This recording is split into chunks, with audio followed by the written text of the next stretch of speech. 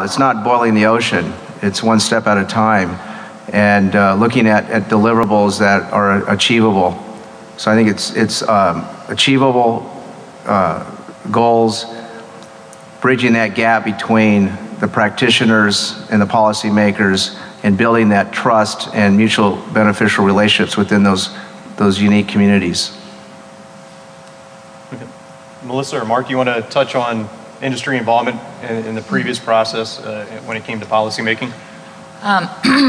During the CNCI, there was not very much interface with the private sector during the development of the CNCI.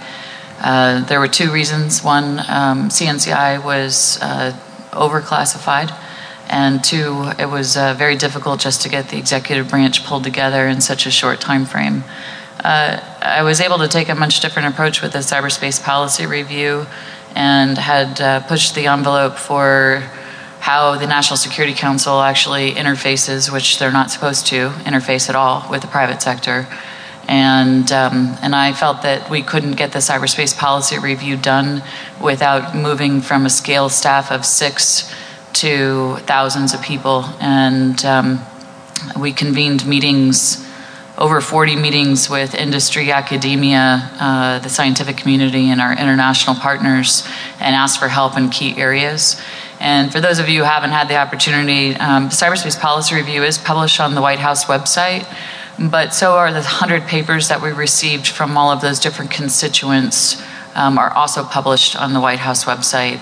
And the provenance of all of those ideas were actually footnoted in the cyberspace policy review. So everybody's footprints or fingerprints or ideas are actually pulled through that document, and we couldn't have done it without all of the help that we received from the private sector and academia and our international partners.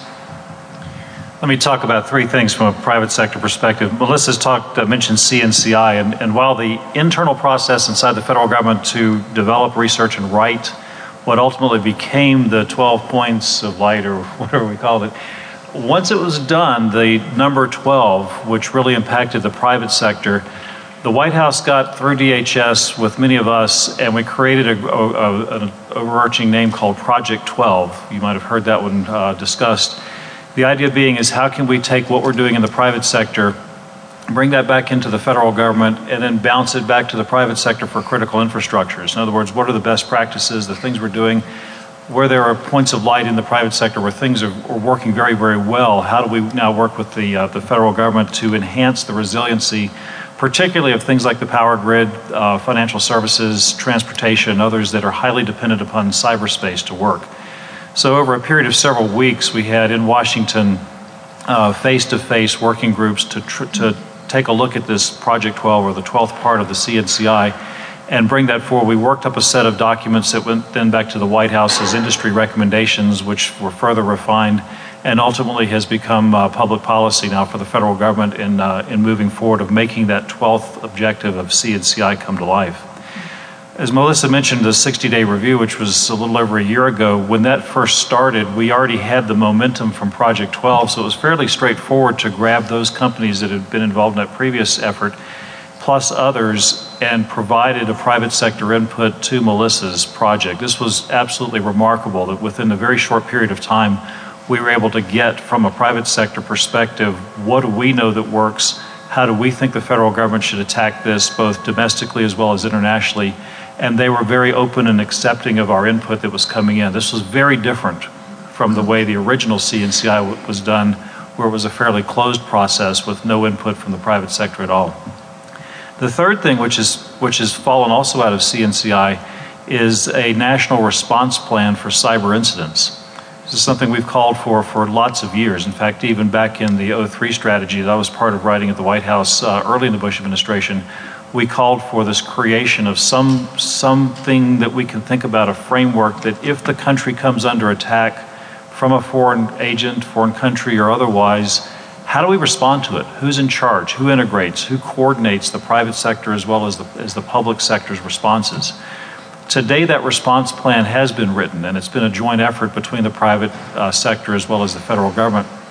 It's not perfect, as no policy documents are perfect. It's alive and working. It's gone back to the White House for their review. It's bounced back into the private sector for our review. It's gone back to the White House. So lots of good iterations. And what we're coming up with is a cohesive plan that says if the country does come under attack, or if we feel that we're being threatened, here are the appropriate roles for the president. Here's the role of DHS. Here's the role of the private sector. Here's what we do at Verizon or at AT&T or Quest or even as businesses. What are they supposed to be doing here? There's so many more things we have to work on. One of the key areas is that of how do we protect information that we want to share across these boundaries. Government information, largely classified, about the threat, about evolving real-world things. How do they share that with the private sector so we can do something about it? Where I don't have cleared employees. I may be personally sitting on top of a nice security clearance and I can be read in on what's going on, but I can't swivel chair to my network operators and say, okay, here's what's happening. They're just not cleared for that information. These are things we're trying to work through. How do we take that actionable information and turn it into something that a system administrator can work on? And going the other way, if I see things in my network that will impact the running of the country or the national economy, how do I share that information legally with the federal government? Right now, we're all protected under privacy acts, so that I can't take things out of my networks and share it with the federal government. I can't legally do that unless I have a subpoena, court order, or some type of piece of paper. As a citizen, you don't want us doing that. But yet, as we move forward in the cyberspace world, this is one of these big public policy things that we're working very closely with the executive branch as well as the legislative branch and privacy groups and civil libertarian groups within the private sector to make sure we want to get this right. So this is one of those current public policy things that we're looking down the road to do that I think all this previous work has now set us up for success.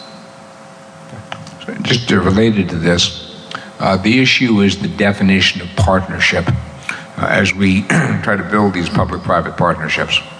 A different initiative at National Defense University this year was working as a sort of trade show / demonstration type of event with a private sector company. And they wanted to list our project as a partner on the logo for the demonstration, whatever. So the lawyers came in and basically said you cannot have a partnership between a government entity and a private entity. Okay, so we took the logo off the brochure, and finally you go read the National Security Strategy. It talks about public-private partnership. You talk about the National Defense Strategy. It talks about public-private partnership. And so when I went back to the lawyers to say, you're right, the law has not caught up with the policy on this one in the sense that we're interpreting this in the narrow definition of fiduciary responsibilities and things like that that go with the organization partner. But in fact, we've got to build these bridges.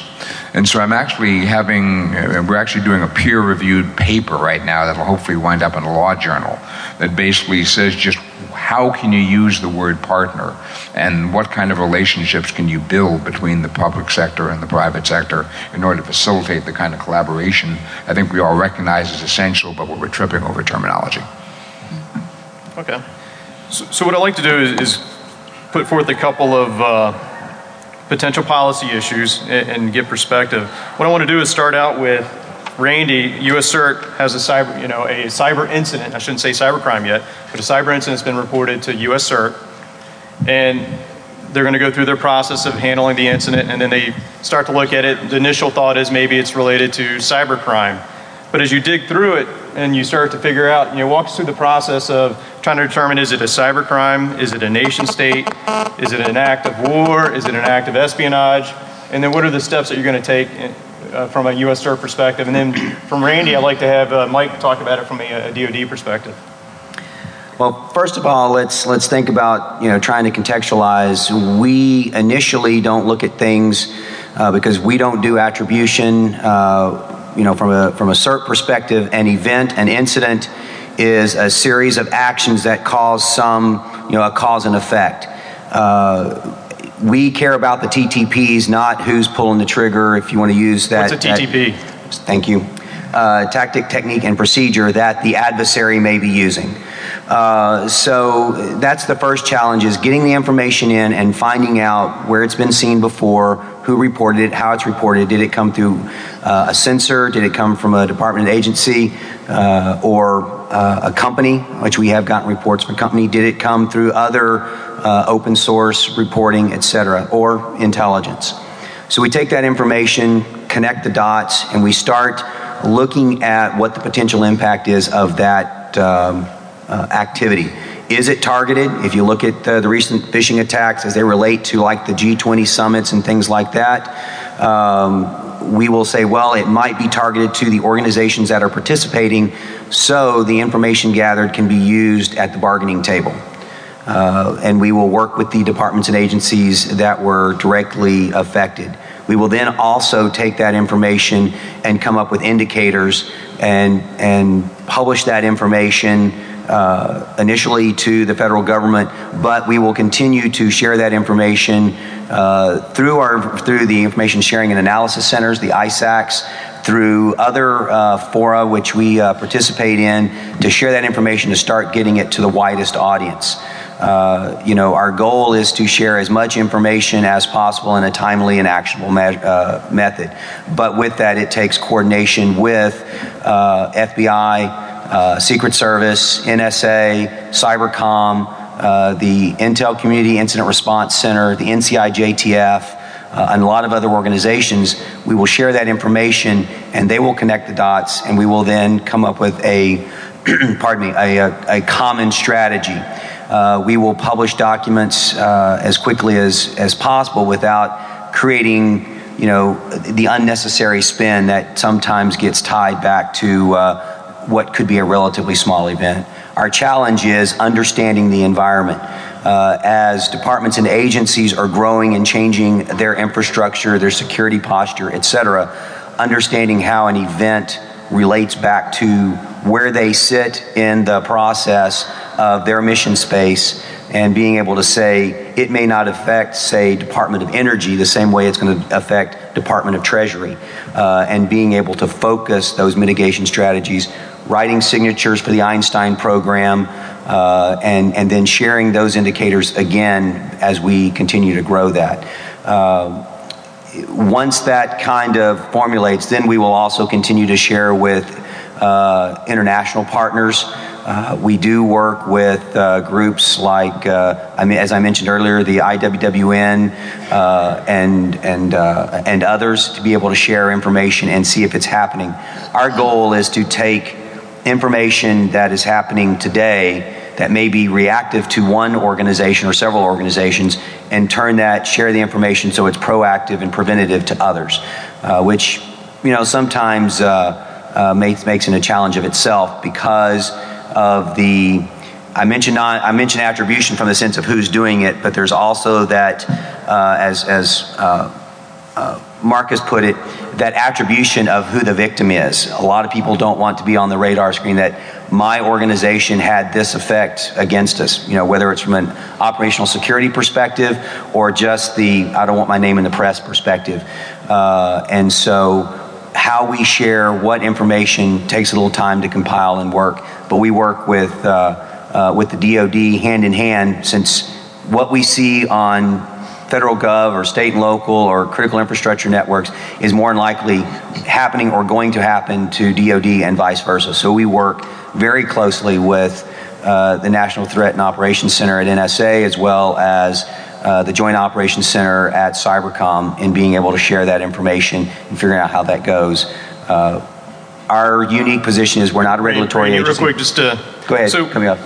When you had that cyber incident, from a USR perspective, you're not too concerned about